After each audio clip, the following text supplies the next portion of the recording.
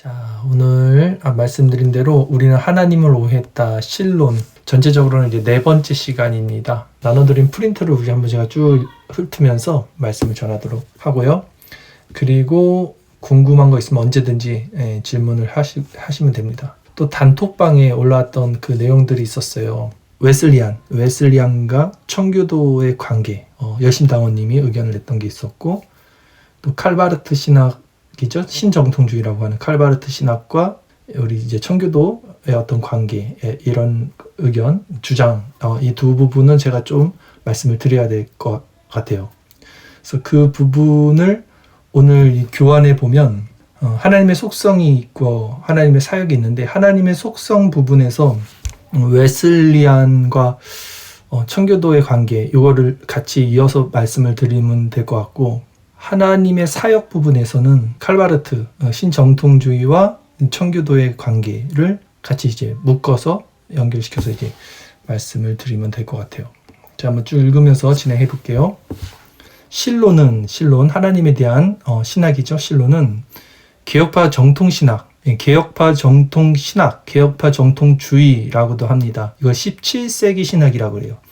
1601년부터 1699년까지 칼빈 다음 세대라고 보시면 돼요. 이제 루터와 칼빈, 종교개혁 1세대, 2세대죠. 그 다음 세대 100년. 이때 거의 모든 개혁 신학의 어떤 교리 체계가 완성이 되는 시기입니다. 17세기 후로는 개혁 신학의 표준 문서나 더 추가됐던 신앙 고백서들은 나오지 않습니다. 그러니까 거의 완성됐다고 보면 돼요. 그래서 이 개혁파 정통신학 17세기의 중요한 주제가 바로 실론이다. 실론은 개혁파 교의학의 근본적인 출발점이었고, 교의라는 것은 도그마, 그 다음에 이제 교리라는 것은 독트린이라고 말씀드렸죠. 그래서 교리는 성경을 해석하는 관점이 이제 교리다. 독트린, 라틴어입니다. 그 교리를 체계화시켜서 교회 공의에서 인정하게 된 것, 그것은 이제 교의라고 하죠. 이것은 헬라어죠. 도그마. 그래서 이제 개혁파 교의학에서 실론이 굉장히 중요합니다. 그리고 근본적인 출발점이었고, 대체로 5가지로 정리가 됐어요. 실론은 5가지로 정리를 하는데, 보통 하나님의 이름, 하나님의 존재, 하나님의 속성, 하나님의 사역, 하나님의 위격, 이렇게 5가지로 정리를 합니다. 5가지를 오늘 다 나눌 수는 없어서 제가 하나님의 이름이 있었고, 하나님의 속성, 하나님의 사역, 이 3가지를 오늘 나눌 겁니다. 그리고 하나님의 존재와 하나님의 위격도 되게 중요하죠. 이거는 나중에 우리는 삼위일체를 오해했다라는 그 커리큘럼에 보면 챕터가 있어요. 그 부분에서 나머지 2개는 다루고, 오늘은 하나님의 이름, 하나님의 속성, 하나님의 사역. 자, 먼저 어쨌든 하나님의 이름이 제일 먼저 나옵니다. 1번 하나님의 이름. 이거는 한번 쭉 읽으면서 넘어갈게요. 제가 여러분들도 그냥 이런 게 있구나, 이렇구나 이렇게 이해하시면 될 정도입니다. 하나님은 참으로 많은 이름으로 불려진다. 그러나 하나님은 스스로 계신 자이며 지존자이시고 창조주이시므로 조물주인 우리가 창조주인 그분의 이름을 부른다는 것에는 큰 한계성을 갖고 있다. 그렇죠? 이름이라는 것 자체가 그 존재의 정체성인데, 우리가 어떻게 피조물인데 창조주의 이름을 우리가 그 정체성을 부를 수 있겠습니까? 그래서 스스로 있는 자라 그러잖아요. 에고 에이미, 나는 나다. 하나님의 이름, 하나님 스스로 이렇게 말씀하시는 거죠. 자, 우리나라에서 하나님은 어떻게 부릅니까? 하나밖에 없는 님이란 뜻으로 하나님 이렇게 부르고요. 천주교 카톨릭에서는 하늘님, 하느님. 그래서 우리 애국가에서 하느님이 보호하사도 이제 하늘님이라고 하는 거죠. 하늘에 계시는 님 이렇게 불려지죠. 또한 미국에서 하나님을 갓으로 불러지는데, 유래는 이제 굿, 좋으신, 이제 굿에서 파생됩니다. 다음 이스라엘 사람들이 불렀던 하나님의 이름에 대해서 살펴보도록 하겠습니다. 자, 구약 성경에 나온 하나님의 이름 보고요. 이제 신약 성경에 나온 하나님의 이름을 이제 한번 훑어볼게요. 이거 아시죠? 이게 첫째라는 뜻, 주, 힘, 강한 자라는 의미가 있습니다. 그 다음에 엘로힘, 이게 다 이제 히브리어입니다. 엘로힘, 이거는 엘의 복수형이에요. 엘로힘. 이것은 하나님에 대한 히브리인들의 공식 명칭이었어요. 창세기에서는 이제 성부, 성자, 성령을 의미합니다. 자, 이 엘과 연관되어 불러진 하나님의 이름들은 다음과 같다 해서 엘로히, 엘샤다이 이런 말 한번 들어보셨죠? 감찰하신 하나님, 전능하신 하나님의 뜻이죠. 자, 그리고 이제 또 구약에서 하나님의 이름을 부를 때 단독으로 하나님의 이름 어떻게 부릅니까? 여호와, 야훼 이렇게 부르죠. 뜻은 영원 지존자, 그리고 가장 신성하고 가장 탁월한 성으로 인정되어 왔다.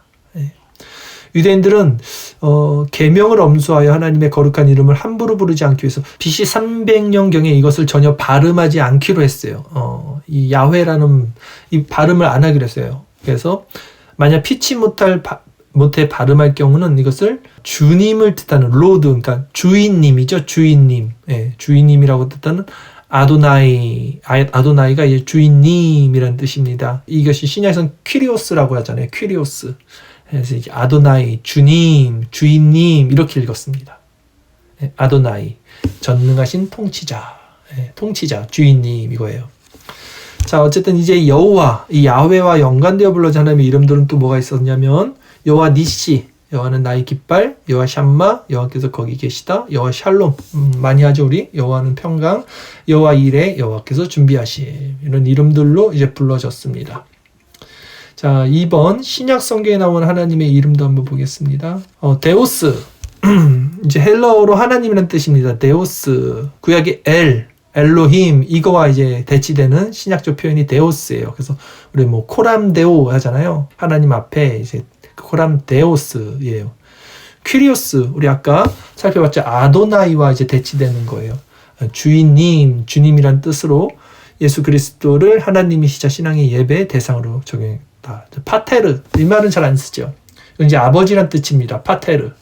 성부 하나님을 가리키는 이름이고 성자 예수 그리스도에 의해서 이제 속해졌다. 이렇듯 하나님의 이름은 각 나라별로, 시대별로, 의미별로 다르게 불러지지만 하나님은 우리가 부를 수 있는 존재 이상의 스스로 계신 자이며 절대자이며 창조주이시기 때문에 우리는 그저 우리의 가장 높은 찬양과 경배로 그분을 송축하며 그분의 존귀와 영광을 찬양드려야 할 것이다 했어요. 그래서 이 부분 이렇게 그냥 넘어가면 됩니다. 하나님의 이름은. 자, 이제 두 번째, 하나님의 속성이 중요하죠. 하나님의 속성이라는 말은 이제 특징이라는 뜻입니다. 특징.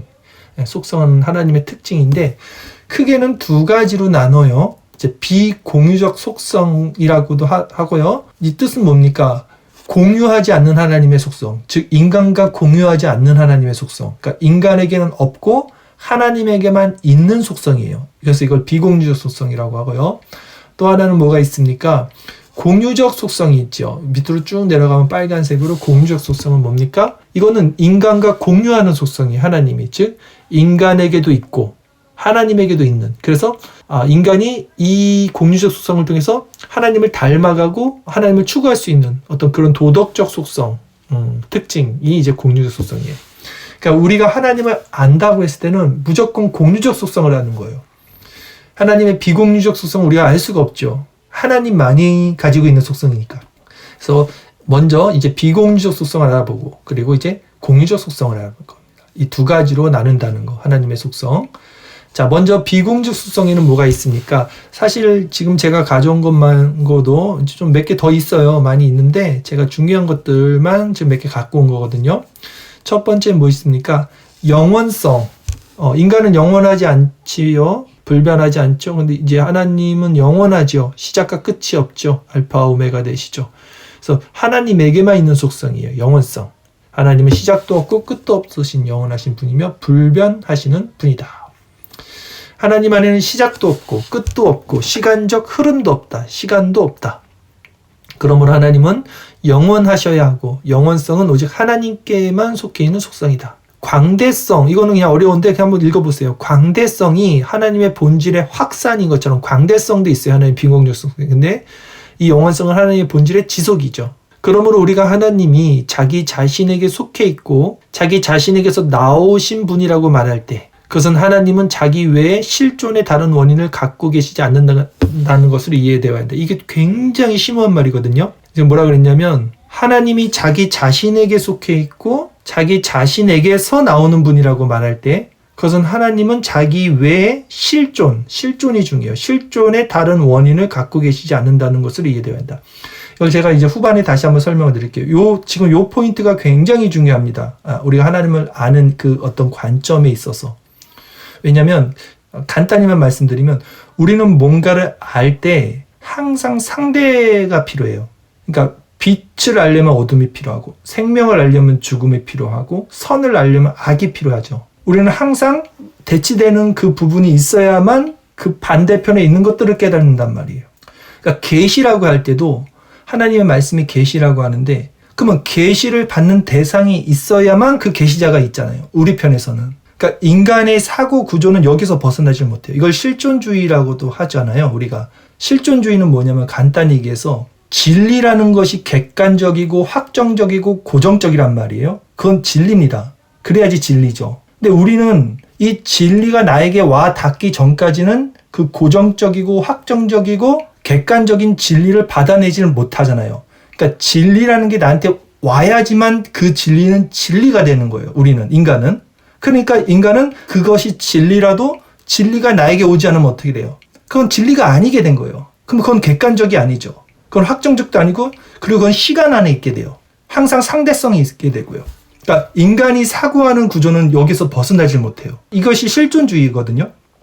그러니까 사건, 시간, 내가 경험하고 느끼는 그것이 그것이다. 내가 경험하지 못하는 그것은 그것이 아니다. 이게 인간의 한계예요. 쉽게 얘기하면 우리가 달을 보지 않으면 달이 있다는 사실을 모르죠. 그럼 문제가 일어나지 않아요. 모른다는 것을 몰라요. 근데 달을 봤더니 내가 달을 알았어요. 달이 있다는 것을 알았어요. 근데 달이 있다는 걸 알았기 때문에 달을 모르게 됩니다. 우리는 달을 볼 때 달의 앞면만 본단 말이죠. 그러면 달의 뒷면은 우리는 절대 알 수가 없어요. 그러니 달을 보기 전에는 달을 모르는 것도 몰랐는데 내가 달을 알게 되니 내가 모르고 있다는 것을 알게 되는 거예요. 그러니까 인간의 사고는 이런 식이에요. 그러니까 계속해서 순환 논리라고 하죠. 그러니까 닭이 먼저냐 달걀이 먼저냐. 내가 있어야 상대가 있고 상대가 있어야지 내가 있고. 이 구조에서 하나님을 찾아요, 인간이. 근데 개혁신학에서 우리가 지금 하나님에 대한 지식을 배울 때는 절대 이런 식으로 가면 안 돼요. 하나님은 계시로서 자신이 그대로 자신 스스로 증명이 되는 거예요. 제가 아까 그랬죠? 우리 편에서는 계시라고 할 때도 드러내는 것이 있다면 드러냄을 받는 사람이 있어야지 이해가 되죠. 그래서 아까 이 말씀이 있는 거예요. 하나님은 자기 외 실존의 다른 원인을 갖고 계시지 않는다. 이게 무슨 말이냐면 예수님이 이렇게 말씀하시죠. 아버지는 나를 알고 나는 아버지를 안다. 이게 얼마나 깊은 말인지 우리는 이해를 못해요. 스스로 존재하시는 거예요. 그것이. 스스로 계시자가 될 수 있는 거예요. 객관적이고 고정적이고 확정적인 진리가 그 안에서 이루어질 수 있는 거죠. 인간은 그렇지 않죠. 그래서 이 삼위일체라는 이 하나님의 존재가 우리가 헤아릴 수 없는 그 진리 자체로서 계시로 우리에게 비춰지죠. 그래서 개혁신학에서는 하나님을 이해하는 이런 관점을 어떻게 갖고 있냐면 전제주의라고 합니다. 전제주의라는 것은 하나님의 말씀을 우리가 이해가 가든 이해가 가지 않든 객관적이고 고정적이고 확정적인 진리로 받는 거예요, 그냥. 이것을 전제주의라고 해요. 뭐 반틸이나 후계자 존 프레임 이런 분들이 변증학자거든요. 그러니까 변증이라는 것은 뭐랄까 논리적으로 하나님을 푸는 건데 이 논리 체계가 세상의 논리가 아닌 거죠. 세상의 논리는 사변적이고 나로부터 계속해서 유추해서 신으로 나가는 방면 이 전제주의, 우리가 개혁주에서 알고 있는 이 계시 의존적 사상, 하나님에 대한 지식은 그저 하나님이 에고 에이미 나는 나다라고 했을 때 그것을 진리로 그냥 받는 거예요. 거기서 끝나는 거예요. 제가 이 말씀 왜 드리냐면 이런 개혁주의 신학 체계가 없어요. 인간이 있을 수가 없거든요. 이거는 이제 계시잖아요. 그러니까 계시의 눈이 열리고 하나님 말씀을 무한 하나님의 말씀으로 받아들이고 하나님은 하나님, 인간은 인간이다라는 그 자각이 없는 상태에서는 절대 이런 사고방식이 일어나지 않거든요. 그러니까 교회 안에서도 하나님을 알아가는 그 신학에서도 이런 기준을 따라가지 않아요. 그러니까 증거를 찾는 거예요. 하나님이 어떤 분이신지. 근데 우리는 하나님의 어떤 분이신지 그 인간의 어떤 사변적이고 논리적이고 이성적이고 그 지금 말하고 있는 어떤 변증적인 방법으로 찾는 게 아니라 계시 의존적, 전제주의로 하나님을 알아야 된다. 이게 개혁주의 관점이다. 제가 지금 말이 좀 길어졌는데 이게 중요한 측면이 있어서 제가 한번 말씀드렸고 이거 가면서 한번 더 말씀을 드릴게요. 이게 굉장히 중요합니다. 지금 제가 말한 게 사실 오늘 이 강의의 포인트예요. 자, 계속 읽겠습니다. 참된 영원성은 흐르는 것이 아니라 항상 고정된 것이라고 그랬죠. 고정, 객관, 확증 이런 것이 진리예요. 시간을 벗어나 있는 거. 그러니까 인간은 시간 안에 있고 유한적이고 상대적이고 이렇죠. 그건 진리가 될 수 없다는 거예요. 그래서 이 영원성은 흐르는 것이 아니라 항상 고정된 것으로 간주되어야 한다. 하나님에게는 과거나 미래가 없고 오직 현재만 있다. 영원성 관념은 시작과 끝이 없을 뿐 아니라 연속도 없는 것을 함축한다. 지금 하나님의 영원성에 대해서 배우고 있습니다. 이건 비공유적 속성, 그러니까 우리가 알 수 없다는 거예요. 따라서 피조물이 영원토록 거룩한 삶을 누린다는 관념은 성경 기록에 굳게 뿌리를 두고 있지만 그럼에도 오직 하나님께만 속해 있는 절대적인 영원성 속성을 피조물에게 귀속시키는 것은 불경한 일이다. 그러니까 이 영원성은 하나님은 갖고 있어요. 우리가 나중에 천국 가죠. 근데 이 하나님의 비공유적 속성을 그때도 가질 수 없어요. 우리는 하나님 나라 가도 피조물, 하나님의 형상으로 변화됐지만 그럼에도 하나님과 같은 그런 존재는 아니라는 거죠. 따라서 피조물이 영원토록 거룩한 삶을 누린다는 관념은 성경 기록에 굳게 뿌리를 두고 있지만 그럼에도 오직 하나님께만 속해 있는 절대적인 영원성 속성을 피조물에게 귀속시키는 것은 불경한 일이라는 거예요. 오직 하나님만이 모든 것을 즉시 보고 아신다. 왜냐하면 하나님 안에는 과거나 미래가 없고 오직 현재만 있기 때문이다. 그런 이유로 이 하나님의 영원성은 공적인 속성이 아니다. 자, 하나님의 비공유적 속성 중에 대표적인 것 두 번째는 전지성이 있습니다. 하나님은 우주의 모든 일을 알고 계시며 나의 앉고 일어섬을 아시고 멀리서 내 생각을 아신다. 전지, 모든 걸 아신다.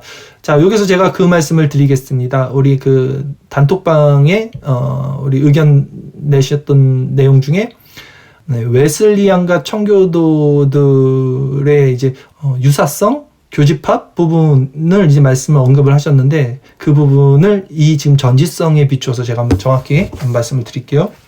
어쨌든 이 하나님의 비공유적 속성, 이제 전지성입니다. 시편 139편 2절에서 4절 말씀. 주께서 내가 앉고 일어섬을 아시고 멀리서도 나의 생각을 밝히 아시오며 나의 모든 길과 내가 눕는 것을 살펴보셨으므로 나의 모든 행위를 익히 아시오니 여호와여 내 혀의 말을 알지 못하는 것이 하나도 없으시니이다. 하나님이 다 아신다는 거죠. 전지성. 또한 하나님은 심지어는 우리의 머리털까지 다 세신 바 되었다. 너희에게는 심지어 머리털까지도 다 세신 바 되었나니 두려워 말라. 너희는 많은 참새보다 더 귀하니라. 누가복음 12장 7절 말씀이죠. 자, 하나님은 이렇듯 처음부터 결말까지 영원부터 영원까지 다 아시는 것을 전지성이라고 합니다. 하나님의 전지성에 대한 교리는 이제 여기서 나와요. 16세기와 17세기에 제가 아까 17세기 개혁파 정통신학이라고 했고요. 16세기는 이제 종교개혁이 시작된 시기죠. 이 개혁파 신학자들과 그들의 반대자들 간 논쟁의 핵심 주제였어요. 이 전지성이. 개혁파 신학의 반대 사람이 누가 있었을까? 16세기, 17세기면 학론파라고 하죠. 아, 우리 항거합니다. 우리는 그거 반대합니다. 라고 말하는 사람들. 이 사람들이 바로 아르미니우스 그리고 웨슬리안으로 넘어가는 그분들입니다. 자, 개혁파 신학의 반대자들에 따르면 만일 하나님이 과거, 현재, 미래의 만물에 대해 하자 없는 지식을 갖고 계시다면 그러면 인간은 자유로운 피조물이 아니다라고 말한 거예요. 하나님이 다 아신 거면. 개혁파 신학자들은 다양한 비판자들이 하나님의 전지성을 적절히 주장하지 못한다는 것을 증명함으로써 그들에게 대응했다. 그러니까 이들의 논박은 그겁니다. 그럼 우리 로봇이야? 하나님이 뭐 과거, 현재, 미래 다 알면 우리 기계야? 우리의 자유의지가 없어? 그럼 우리가 왜 살아? 이렇게 얘기한 거죠. 미래를 하나님이 아시는 거. 뭐 예수님이 베드로와 네가 닭이 3번 울기 전에 나를 배신할 것이다. 막 이런 거 알잖아요. 그러니까 미래를 알잖아요. 예, 이걸 예지라고 하는 거예요. 이 미래 관련해서 하나님의 지식은 예지, 곧 미리 아시는 것이에요. 이걸 예지라고 하는데 대상들의 보편성과 관련해서 이 지식은 이제 전지성으로 불려요. 그러니까 모든 걸 아시는 거니까 미리 내다보시는 것도 모든 걸 아는 거니까 예지도 이제 전지성 안에 들어가는 겁니다. 그러나 유한한 인간은 하나님의 안목과 지식을 파악할 수 없고 우리의 것은 기껏해야 먼지 한 줄 것과 같다. 이 관점을 정확히 가지고 있는 것이 신분주의 시작점이다. 하나님 안에는 오직 현재에 대한 지식만 있지만 하나님의 지식은 현재에 대한 이해로 한정되지 않는다. 왜냐하면 하나님이 한순간에 모든 것을 아시기 때문이다. 즉 과거와 미래의 모든 일은 하나님 앞에서 현재이기 때문이다. 요거는 뭐 제가 좋아하지는 않지만 C.S. 루이스의 설명이 가장 간단해요. 예. 그러니까 C.S. 루이스의 순전한 기독교 이런 거 예전에 저도 복음주의권에 있을 때 봤는데 그냥 쉽게 설명을 했어요. 그 도화지 하나에다가 선을 하나 쫙 그어서 첫 선과 끝 선이 알파 오메가 시작과 끝이라는 거예요. 그리고 인간의 시간 역사는 일직선으로만 간다는 거죠. 그리고 하나님은 그 도화지 전체를 보고 계신다는 거예요. 그러니까 우리가 도화지에 선 하나 그으면 시작점과 끝점을 알기에 하나님은 시작과 끝을 한 번에 보신다. 그런 하나님의 관점에 대해서 이렇게 C.S. 루이스가 설명했는데 그거는 참고를 할 수 있을 것 같아요. 이런 부분에서. 자, 계속 읽겠습니다. 하나님은 미래의 모든 사건에 대해 완전한 지식을 갖고 계신다. 예지라 그랬죠. 왜냐하면 미래의 모든 사건을 하나님이 작정하셨기 때문이고, 이게 중요해요. 그러니까 미래에 하나님이 일어날 일을 아는 이유가 뭐냐? 이건 작정이라는 거예요. 이게 개혁주의 관점이에요. 계속 보세요. 이게 작정이 중요한 겁니다. 이것은 선지자들이 미래의 일들에 대해 예언할 수 있었던 이유를 설명해 준다. 인간의 자유교리를 개혁파 신학자들과 예수회, 이 예수회는 로만 카톨릭 안에 있는 사람들, 무시무시한 사람들이에요. 이 사람들 막 다 잡아 죽여요. 예수 믿는 사람들. 지금 있어요. 아직도 예수회. 학론파, 아까 말씀드렸죠? 아르미니우스주의들, 이제 학론파라고 부릅니다. 이후에 야코부스 아르미니우스, 이분 나오죠? 이 채용한 루이드 몰리나의 중간 지식 견해를 거부했기 때문에 생긴 견해였다. 자, 우선 읽겠습니다. 하나님의 지식에 대한 개혁주의 진영의 견해는 명시적으로는 암묵적으로 중간 지식 교리를 거부한다. 이 중간 지식 교리가 쉽게 해서 예지예정이라고 보시면 돼요. 예지예정. 그러니까 뭐냐? 하나님이 예지, 아까 뭐라 그랬죠? 미래를 미리 내다보셨다 그랬죠. 미래를 미리 내다보셨기 때문에 내다보시고 나서 결정을 하는 거예요. 근데 우리 개혁주의는 뭐예요? 하나님이 미리 내다보셨지만 미리 내다보셨기 때문에 결정하는 게 아니라 이미 작정하셨기 때문에 결정하셨다 그랬죠. 이 뭔 차이냐? 이 예지예정을 말하는 사람들이 감리교란 말이에요. 웨슬리안주의. 하나님이 미리 보셨기 때문에 결정했다가 얼핏 하나님의 전지성을 말하는 것 같은데, 보세요. 방점이 인간에게 있어요. 미리 가서 봤더니 이 사람이 하나님을 잘 섬겼네. 그러니 나는 이 사람을 구원해 주는 거예요. 하나님이. 미리 내다봤더니 이 사람이 방점이에요. 그 사람이 하나님을 잘 섬겼기 때문에 하나님이 구원을 예정했다. 이게 예지예정이에요. 그러니까 방점이 어디 있어요? 인간에게 있어요. 인간의 공로에 있죠. 인간의 선행에 있어요, 결국. 그러니까 이게 눈속임이에요. 말장난입니다. 인간의 자유의지를 그대로 가지고 있는 거예요. 그러니까 감리교나 웨슬리안주의 보면 우리 하나님의 절대 주권을 인정해. 이렇게 말을 해요. 근데 이들이 말하는 예지예정, 이 중간 지식을 가만히 보면 인간에게 방점이 있다는 거. 이런 것들을 간파해야 합니다. 자, 계속 읽겠습니다. 하나님의 지식에 대한 개혁주의 진영의 견해는 명시적으로 암묵적 중간 지식 교리를 거부한다. 따라서 이 관점에 따라 구원론 분야를 보면 하나님은 어떤 개인들을 자유롭게 구원하기로 선택하는 것이 아니라, 그러니까 자유롭게 구원을 선택하는 게 아니라 우연히 선택하는 것이라고 말해요. 이렇게 되면 우연히. 왜? 그 사람의 공로와 그 사람의 선행으로 하나님이 구원을 선택할 수밖에 없게 되는 구조로 가죠. 그러면 그것은 개인이 그리스도를 선택하는 여부에 구원이 달려있다는 거예요. 이게 예지예정의 오점입니다. 함정이죠. 함정. 눈속임. 이것 때문에 17세기 개혁파 신학자들은 이 중간지식 교리를 강하게 거부한 거예요. 이거 하나님의 주권을 지금 훼손하고 있어. 이거 하나님의 작정을 지금 훼손하고 있어. 말장난하고 있네 얘네들이. 이렇게 간 거예요. 중간지식 교리에 따르게 되면 하나님은 일어나는 일이 무엇이든 주권적으로 작정하시는 분이 아니다. 그렇죠? 오히려 하나님은 예지를 통해 유한하고 우연한 존재들의 가능한 선택에 따라 반응하는 분이 되고 마는 거예요. 이렇게 되면. 리처드 멀러, 칼빈주의 신학자죠. 리처드 멀러가 지적한 것처럼 미래의 조건에 기초를 둔 신적 예지관념은, 이 예지예정이래요. 그거는 매우 불안정한 개념이다. 왜냐하면 하나님은 조건적으로 알기 위해 실제로 내리게 될 결정에 대해서는 모르고 있어야 하기 때문인 거예요. 공로가 인간에게, 방점이 인간에게 있다는 거예요. 자, 지금 이 예지예정, 이 중간지식 이 라인을 타고 온 것이, 이게 로만 카톨릭도 그래요. 공로주의예요, 로만 카톨릭도. 그리고 아르미니우스주의가 그대로 가져가고요. 나중에 웨슬리안으로 갑니다. 근데 아까 말씀드렸듯이 이 웨슬리안과 청교도들 엮을 수가 없어요. 결론은. 왜냐면 시대적으로도 맞지 않습니다. 이 청교도라고 하면 16세기가 시작이에요. 16세기 개혁주의가 시작됐고, 칼빈의 제네바에서 영국 망명으로 온 존 낙스가 제네바 아카데미에서 배워서 이제 영국으로 간단 말이죠. 당시는 영국은 섬나라란 말이에요. 웨일즈, 잉글랜드, 스코틀랜드, 아일랜드. 그래서 이 영국에 카톨릭이 있었는데 거기서 이제 개혁주의를 뿌리를 내린 거예요. 이 존 락스라는 사람이. 그게 청교도예요. 시작점이죠. 그러니까 영국에서 시작한 개혁주의가 청교도란 말이에요. 이게 16세기 그리고 17세기로까지가 넘어갑니다. 그런데 그때 어떤 일이 있었습니까? 아까 얘기했던 대로 이제 17세기로 넘어가면서 네덜란드에서 이제 학론파들 야코브 아르미니우스가 이제 네덜란드 사람이란 말이에요. 항거를 했고 그래서 그 네덜란드에서 그것을 방어하고자 도르트 신조 툴립 교리를 발표했단 말이에요. 네덜란드에서. 근데 그 툴립 교리를 발표했던 사람들이 네덜란드 사람이지만 영국에 있는 청교도들이 같이 그거를 합력해서 만들었고요. 그리고 몇 년 후에 영국에서 또 신앙고백서가 나왔죠. 웨스트민스터 신앙고백서가 바로 나옵니다. 이게 다 그 웨슬리안들, 그 어떤 아르미니우스 주의들을 다 반박하는 어떤 신앙고백서들이잖아요. 근데 그 웨스트민스터는 영국에서 만들었고요. 거기서 제가 알기로는 80% 이상이 청교도예요. 그러니까 청교도는 칼빈주의예요. 시작부터 칼빈주의고 웨스트민스터를 청교도들이 만들었는데 청교도들이 알미니암주의도 그렇고 웨슬리안도 그렇고 같은 결로 있을 수가 없다는 거죠. 웨슬리안들이 말하는 이 자유의지, 예지예정 이런 것들을 결코 청교도들의 사상이 아니라는 거죠. 그러니까 혹시 오해를 하는 분들은 이럴 수는 있어요. 청교도의 스펙트럼을 제대로 모르는 거죠. 제가 말씀드린 청교도의 시작점이 존 락스로부터 시작한 16세기고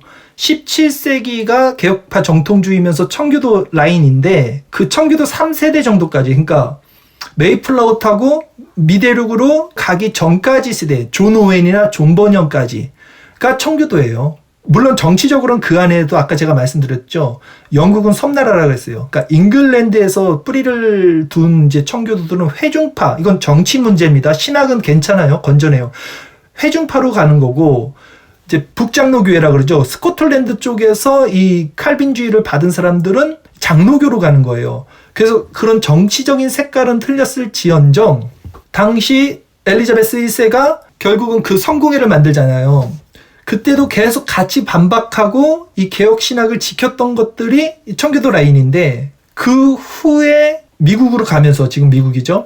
여러 다른 어떤 다른 사람들 다른 어떤 그런 뭐랄까요? 오늘날도 막 잡다한 신학이 많은 것처럼 그때도 청교도라고 다 청교도가 아니라 막 이상한 사람들도 많을 거 아닙니까? 그 사람들이 다 그냥 이민을 가는 거예요. 같이 더불어 메이플라워 간 후에 그때부터는 변질이 되는 겁니다. 그래서 이 청교도를 정확히 보려면 청교도 1세에서 3세대 미대륙으로 가기 전에 정도까지를 딱 보면 완전 99% 그냥 개혁주의 칼빈주의라고 보면 돼요. 청교도 신학의 모든 것이라는 2권 책이 있는데 그 책을 제가 거의 이제 한 권이 다 뜨고 있는데 저희 교회에서는 그냥 칼빈주의예요. 청교도는. 다른 게 없어요. 더 세밀하게 들어가는 거지 교리적으로는 99.5%는 동일해요. 그러니까 청교도와 알미니암, 청교도와 웨슬리안을 엮을 수가 없어요. 특히 구원론에서는. 완전히 대척점이라니까요. 어떻게 외민을 만든 청교도가 어떻게 알미니암주의와 엮여질 수 있겠습니까? 이 부분을 여러분 꼭 기억하십시오. 그리고 제가 아까 말씀드린 대로 칼바르트 신학과 청교도의 이 관계도 제가 이따가 하나님의 사역 부분에서 한번 더 짚어드릴게요.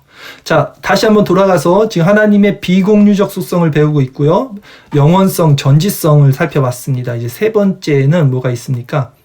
전능성. 전능성은 하나님은 모든 것을 아실 뿐 아니라 이걸 아신다는 건 전지, 그리고 모든 것을 하실 수 있는 분, 할 수 있는 건 전능. 그래서 전지전능하신 분이다. 이렇게 말하는 거죠. 창세기 18장 4절 여호와께 능하지 못한 일이 있겠느냐 기한이 이를 때 내가 내게로 돌아오리니 사라에게 아들이 있으리라. 능하지 못한 일, 전능하시다는 거예요. 이건 이렇게 넘어가고요. 단순성을 제가 하나 넣었는데 이 단순성이 중요합니다. 하나님의 속성 중에. 그래서 제가 넣었어요. 이거는 한번 잘 들어보세요. 이 단순성은 뭐냐? 하나님은 모든 혼합에서 벗어나 계신다는 신적 단순성은 종교개혁 신학자와 종교개혁 이후 신학자들이 모두 주장하는 속성이다. 하나님은 가장 단순하신 존재다. 하나님은 선하다 이죠. 하나님은 선한 거예요. 하나님은 악이 없어요. 선한 것에는. 하나님은 빛이시다. 하나님은 빛인 거예요. 빛 가운데 어둠이 전혀 없어요. 그러니까 단순해요.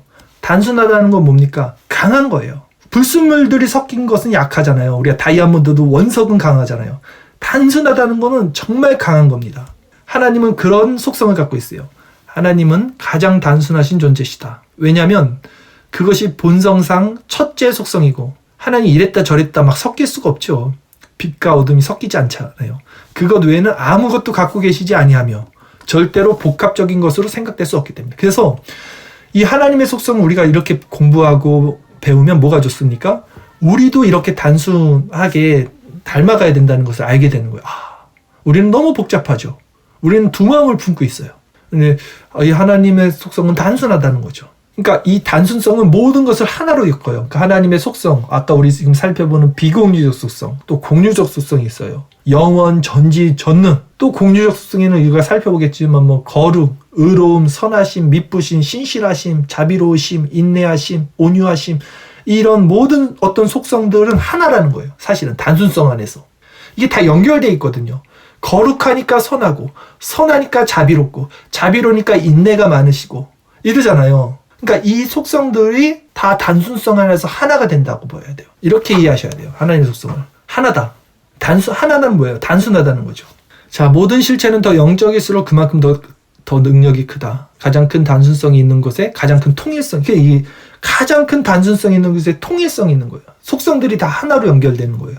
가장 큰 통일성이 있는 곳에 가장 큰, 그리고 능력이 있어요. 가장 단순한 게 가장 강하다.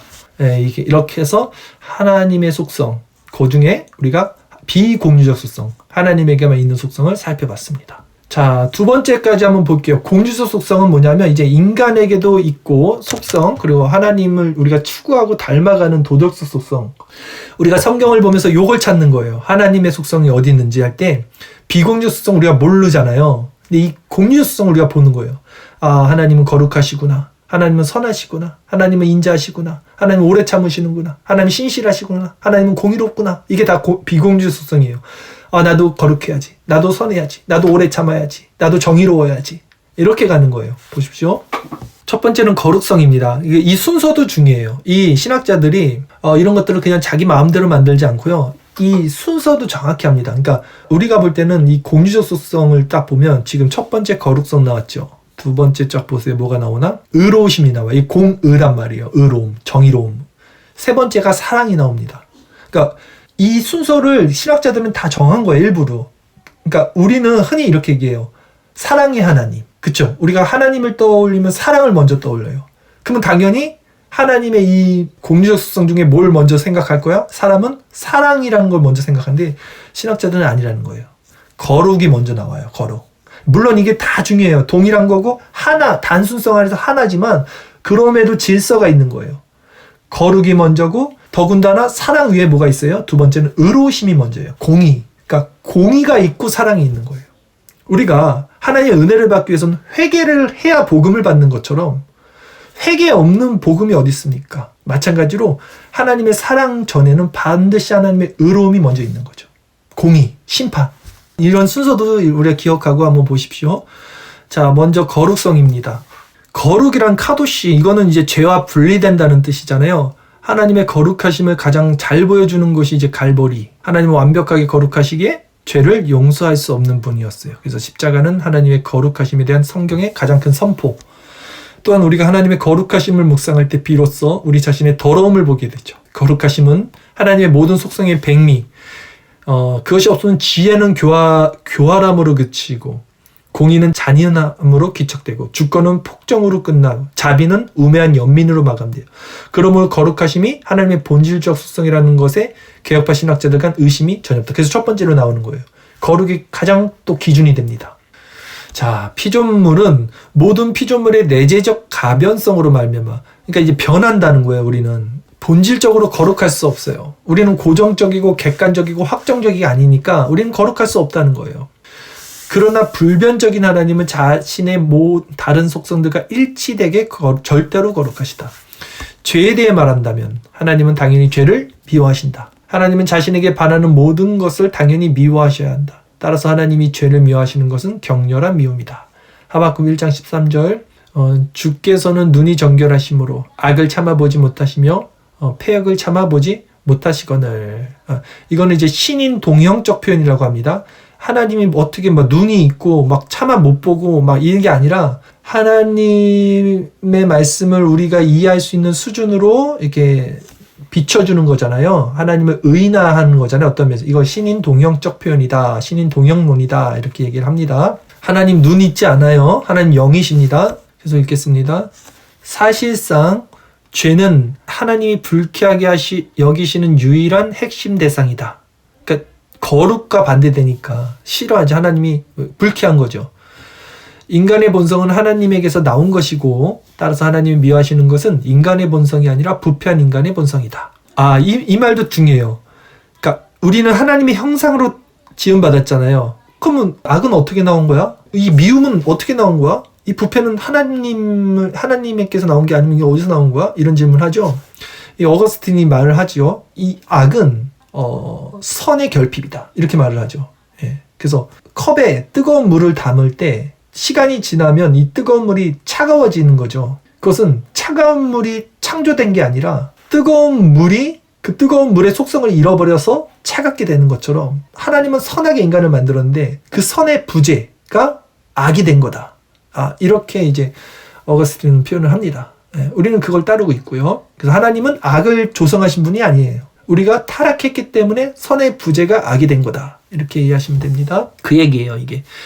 하나님이 미워하시는 것은 인간의 본성이 아니라 부패한 인간의 본성이다. 그러므로 하나님이 죄를 미워하시는 것은 하나님의 본질적 거룩하심의 증거로 이해할 수 있어요. 그래서 우리는 정말 이 거룩을 위해서 예수 그리스도께서도 십자가에 지으신 거죠. 결국은 하나님의 거룩하심이 그리스도의 죽음 속에 나타나 있는 거죠. 그렇죠? 하나님의 거룩하심은 그리스도의 인격 속에서도 나타나 있어요. 우리는 거룩하지 않죠. 그러나 그리스도는 그 거룩을 가지고 계셔요. 그리스도는 하나님의 거룩하신 형상입니다.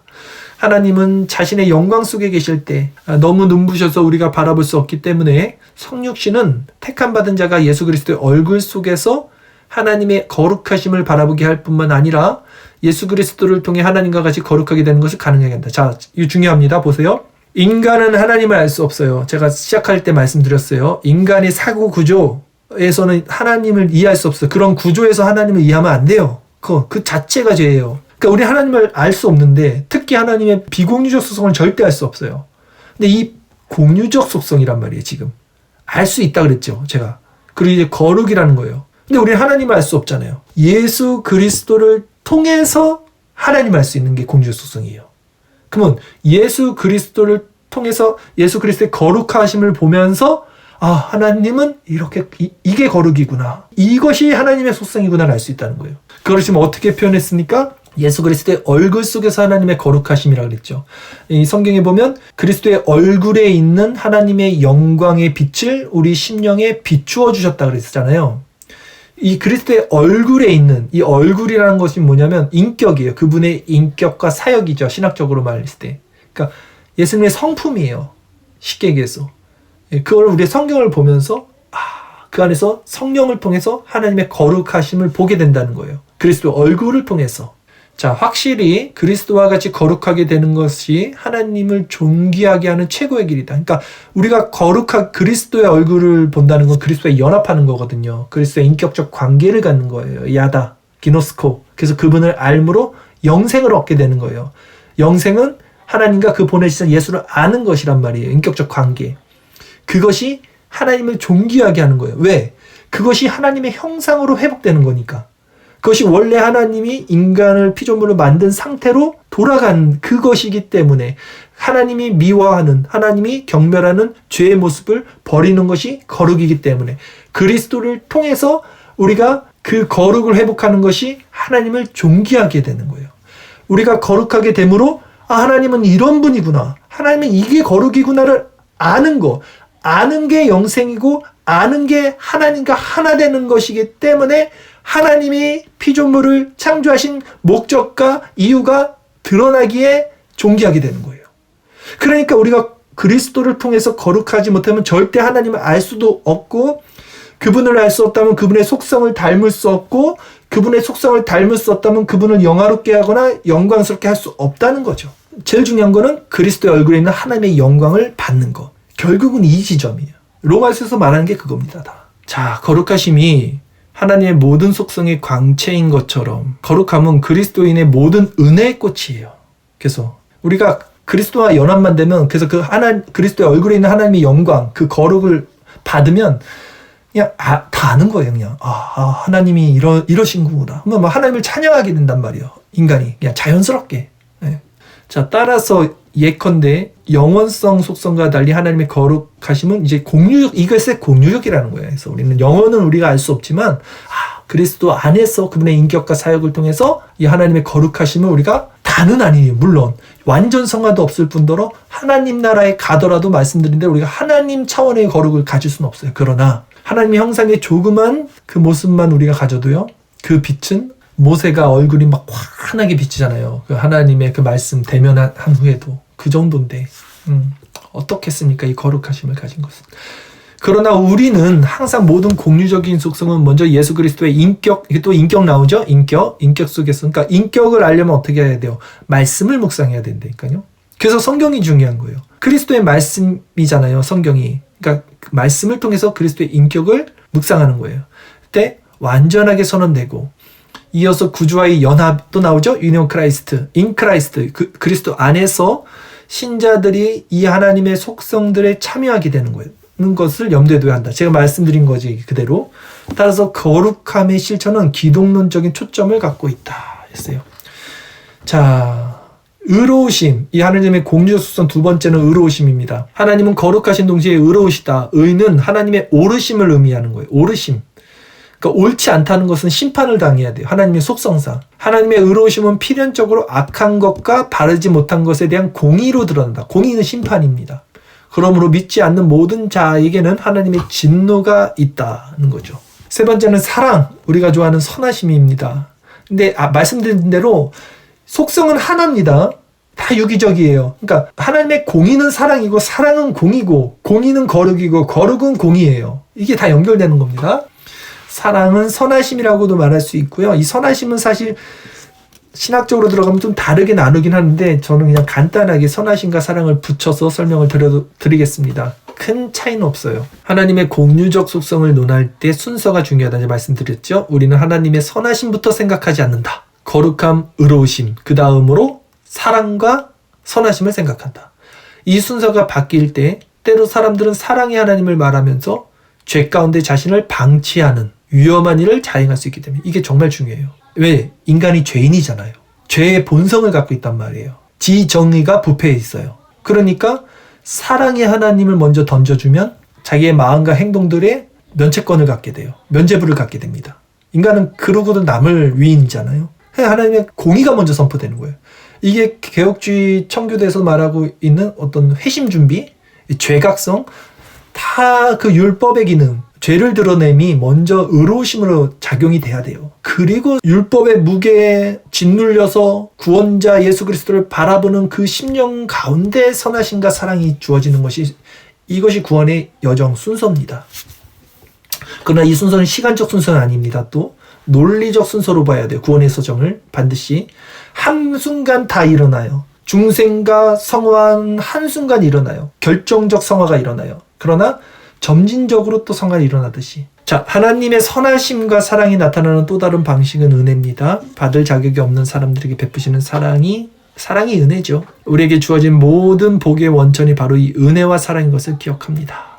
자, 신실하심까지만 제가 적었어요. 많이 있는데 저는 그냥 4가지를 기존으로 갖고 갑니다. 보통 신실하심은 미쁘심과 같은 단어인데, 신실하시다는 것은 약속을 지킨다는 거예요.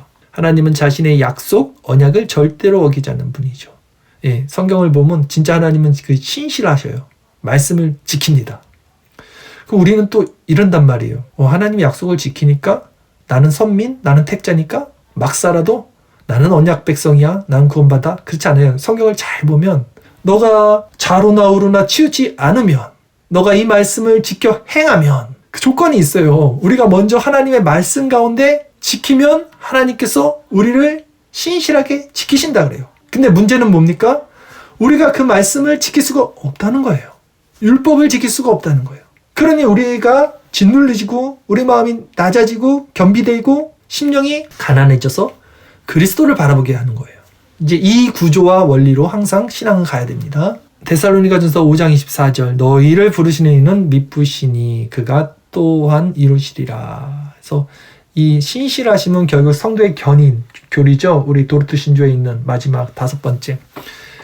성도가 반드시 붙잡아야 되는 거예요. 근데 이 붙잡는 근거는 무엇입니까? 그리스도가 돼야 되는 거죠. 내가 하나님의 공의에 만족할 수 없는 죄인, 율법을 이룰 수 없는 죄인이라는 것이 드러나므로 그리스도를 붙잡아 그리스도의 의가 전가됨을 믿음으로 받아서 그 신실하심을 믿는 것. 이렇게 가야 되는 거예요. 그래서 이제 하나님의 속성이 특징이라고 그랬죠. 이 특징을 생각할 때 우리가 주의할 점 한번 읽어 보겠습니다. 하나님은 우리가 생각한 이 모든 속성을 동시에 모두 갖고 계십니다. 그러므로 어느 하나라도 따로 분리시켜서 생각해서는 안 된다. 즉 하나님의 거룩하심과 사랑을 대조하는 것이 아니라 거룩하시면서도 동시에 자비로우신 하나님을 생각해야 한다. 이 마음으로 영원하시고 전지전능하시며 거룩하시고 의로우신 사랑의 하나님을 묵상하자 했어요. 자, 제가 지금 이제 2가지 오늘 살펴봤어요. 하나님의 속성, 하나님에 대한 신론이 이제 정통신학 17세기에서 가장 중요했고요. 그 중에 5가지 주제가 있었어요. 하나님 이름, 하나님 존재, 하나님 속성, 하나님 사역, 하나님 위격. 이 중에 우리는 지금 하나님 이름, 이거는 제가 그냥 금방 넘어갔어요. 그리고 이제 하나님의 속성에 대해서 살펴본 겁니다. 하나님의 속성을 쭉 살펴봤어요. 공유적 속성, 비공유적 속성, 그 내용들까지. 그리고 이제 마지막 하나님의 사역, 이게 중요해요. 그래서 오늘 사역까지는 살펴볼 건데, 자, 3번째 하나님의 사역입니다.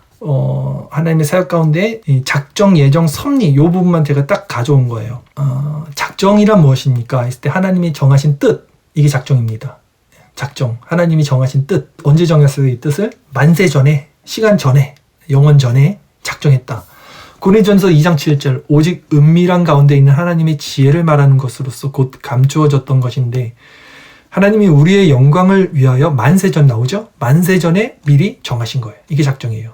우리의 영광을 위하여, 이 영광, 그리스도의 얼굴에 있는 하나님의 영광, 그분과의 인격적 관계, 그래서 하나님의 형상으로 회복되는 것. 잠언 16장 33절 제비는 사람이 뽑으나 모든 일을 작정하기는 여호와께 있느니라 했어요.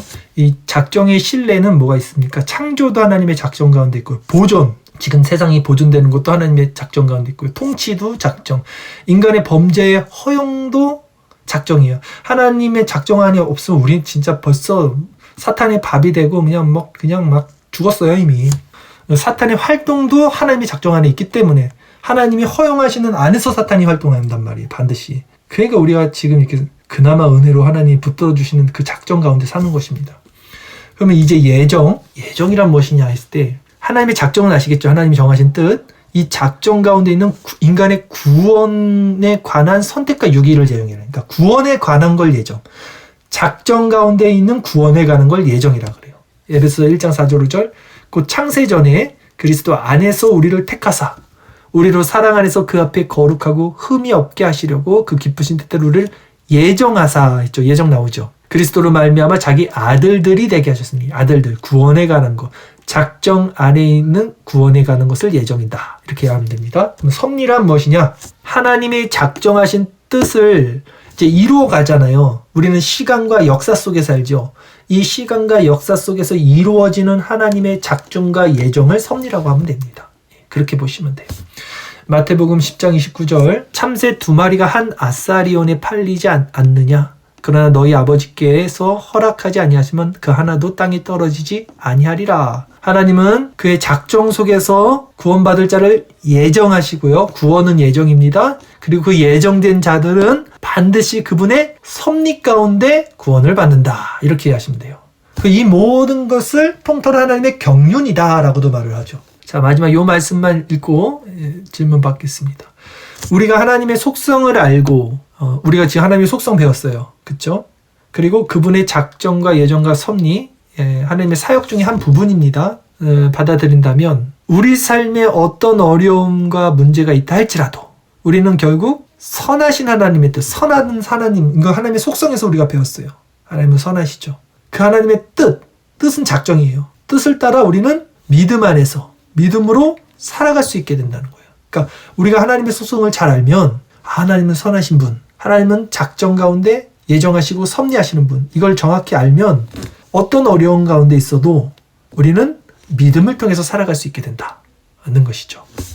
칼 바르트 신정통주의, 이 칼 바르트는 20세기 신학자인데 이 칼 바르트 신학이 태동됐던 원인이 바로 이 자유주의 신학이란 말이에요. 자유주의 신학이 득세하니 18세기 계몽주의 이후 자유주의가 태동돼서 세상을 뒤집어 엎어버리니까 우리 개혁 신학 쪽에서는 하나님의 주권을 세우려고 했을 때 구원 투수로 나온 것이 칼 바르트인데, 이게 자유주의를 대항하다 보니 자유주의가 어느 정도는 허용을 했어요. 자유주의에게 조금 그래 그거는 내가 이해할게 라는 식의 허용을 한 게 뭐냐면, 성경을 해석할 때 아까 제가 말씀드린 전제주의를 사용하지 않고, 하나님은 하나님이고 인간은 인간이야 아니면 끝이거든요 이게. 근데 자유주의는 그걸 되게 싫어하잖아요.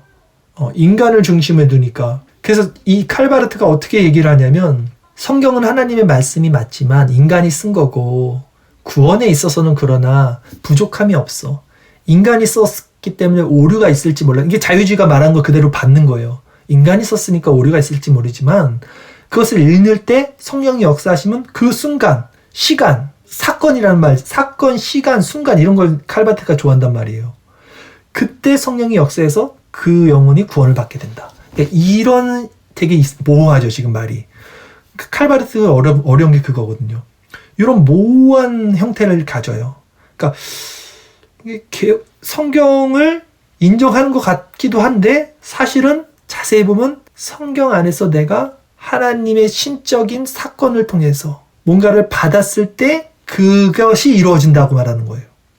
이런 구조, 이런 논리, 이런 어떤 관점이 사실은 굉장히 실존주의 관점이라는 거죠. 우리는 절대 그렇게 보지 않아요. 에고, 에이미, 나는 나다. 이렇게 보는데 이 사람은 진리가 나에게 와야지만 진리가 된다. 그 시간, 그때 그것이 나에게 진리가 된다. 이런 태도를 갖고 있단 말이죠. 그래서 위험한 거죠. 우리는 그렇게 보지 않아요. 근데 이 신정통주의거든요, 이게. 아까도 말씀드렸지만 청교도는 절대 이렇게 성경을 보지 않아요. 근데 왜 청교도가 이렇게 보는 것처럼 단톡방에 썼던 그 이유는 제가 조금 느낌이 와요. 왜냐면 청교도가 굉장히 표현을 어떤 심미적으로 하잖아요. 그러니까 미시적인 거, 드러나지 않는 어떤 내적인 것을 막 표현해내니까 약간 신정통주의의 그런 신비로움과 비슷하게 느껴질 수 있어요. 체험주의 같고 막 신비주의 같고. 근데 관점 자체가 완전히 틀리죠. 신정통주의는 말씀드린 대로 인간이 시작점이에요. 그래서 인간이 그 하나님을 향해서 사유하고 논증을 쌓고 변증하고 그래서 진리를 찾아 추구해서 올라갑니다. 이런 구조로 가요. 모든 인간은 그걸 벗어날 수가 없어요. 인간이니까. 인간이 진리를 탐구하니까. 그러니까 아까도 말한 이런 사고가 중세 이후에 시작이 된 거거든요. 중세까지는 타락했지만 신본주의라는 세상의 시대정신이라는 것이 있었죠. 그러니까 성경이 하나님 말씀 그냥 무식하지만 그 사람들은. 근데 중세 이후로 르네상스 운동이 시작하면서 사람들이 이성이 발달되고 칸트로부터 시작했죠. 우리가 눈에 보이고 내가 느껴지는 것만 우리는 보자 이제. 우리가 알 수 없는 것들에서 말하지 말자. 이 칸트의 주장이거든요. 그 칸트의 그 이성주의죠. 순수 이성 비판. 그 이성을 그대로 이제 지금까지 사람들이 그 사고 구조를 이제 갖고 오는 거예요. 중세 이후로는. 근데 여기서 신학도 그런 사고를 다 가져가요. 탑스페어. 키르케고르 같은 사람들. 그리고 키르케고르의 가장 큰 영향을 받은 게 바로 칼 바르트라는 거죠. 제가 이걸 되게 지금 왜 이렇게 계속 저번 시간에도 이 얘기를 하고 지금도 이 얘기를 왜 하냐면 이렇게 사람들 생각한 걸 다 보잖아요. 그럼 사람들의 관점을 봐야 돼요. 우리는 이 사람이 어떤 렌즈를 가지고 어떤 관점을 지금 가지고 하나님을 바라보는 유튜브 같은 거 다 찾아보세요. 개혁주의 추구한다는 사람들 유튜브 요즘 뭐 하는 사람들 다 찾아보세요. 다 이런 사고예요. 이런 실존주의죠. 이런 변증적. 근데 그거 아니라는 거예요. 예. 이 칼바르트도 신정통주의도 그렇게 본단 말이에요. 그런 식으로 진리를 추구하고 탐구하죠. 근데 청교도는 절대 아니에요. 청교도는 오히려 아까 말씀드린 대로 그리스도의 얼굴에 있는 하나님의 영광의 빛을 받는, 그러니까 온전한 하나님의 계시고 그 계시를 통해서 중생과 회심을 하고 그것으로 말미암아 우리 마음의 내면에서 일어나는 그 하나님의 나라를 설명하니 하다 보니 이런 어떤 뭔가 굉장히 저 사람들은 아주 미시적인 아주 형이 상학적인 얘기를 하네 이렇게 느껴질 수는 있지만 칼바르트의 사고 구조랑은 달라요. 칼바트는 밑에서 위로 올라간다니까요. 다. 우리는 위에서 아래로 내려온다니까요. 계시는 개혁주의만 위에서 아래로 내려와요. 이게 전제주의라니까요. 이런 관점, 제가 오늘 강의에서 가장 중심을 뒀던 부분, 서두에 말했던 게 이 지점이거든요. 관점. 교리는 관점이에요. 교리를 왜 배우냐고요. 이 지식 배워서 뭐 하겠어요. 지식 배우면 뭐가 달라집니까? 그래서 제가 하나님의 이름을 쭉 넘겼던 것이 알아야죠. 근데 이거 알아서 구원받는 게 아니고 지식은 교만을 낳아요. 다. 관점을 바꿔야 돼요. 그래서 이 관점을 제대로 갖게 되면 절대 교만할 수가 없다고요. 근데 사람들 보세요. 개혁주의 좋아하는 사람들 보세요. 특히 얼마나 교만합니까? 이 지적 탐구, 이 지적 유희, 뭐 깨닫는 거, 새로운 거 막 배우고 싶어서 여기저기 다 다니고 이거저거 다 듣고 평생 배우고 공부해도 진리에 못 다다라요. 그렇게 진리를 다가가는 게 아니에요. 그게 어떻게 이웃사랑을 우리 안에서 만들어냅니까? 그렇게 배우는 지식이 어떻게 우리 안에서 낮아진 심령을 만들어냅니까? 그렇게 배운 신앙이 어떻게 우리 안에서 그리스도의 형상으로 닮아가게 합니까? 하나님의 말씀과 교리를 제대로 배우면 배울수록 오히려 우리는 하나님을 사랑하는 만큼 이웃을 사랑하게 되고 진정 자기 존재에 대한 낮아짐, 부정 이런 것들이 일어나게 되고요. 실제 그리스도의 그 성품을 담는다 그랬잖아요. 인격과 사역. 그게 뭡니까? 온유하고 겸손함이잖아요. 근데 왜 개혁주의를 추구하는 사람들은 왜 이렇게 지적 유의를 추구하죠? 그냥 이런 부분. 그래서 제가 이 말씀을 드린 건 지금 우리가 이런 자리도 그런 식의 모임이 되면 안 된다. 저는 분명히 여러분들에게 어떤 지식을 가르쳐 주려고 이 자리에 모인 게 아니고 말씀을 드리는 거예요. 우리가 어떤 관점을 갖고 있어야 되는가 라는 것이죠. 오늘 강의는 이렇게 마치겠습니다.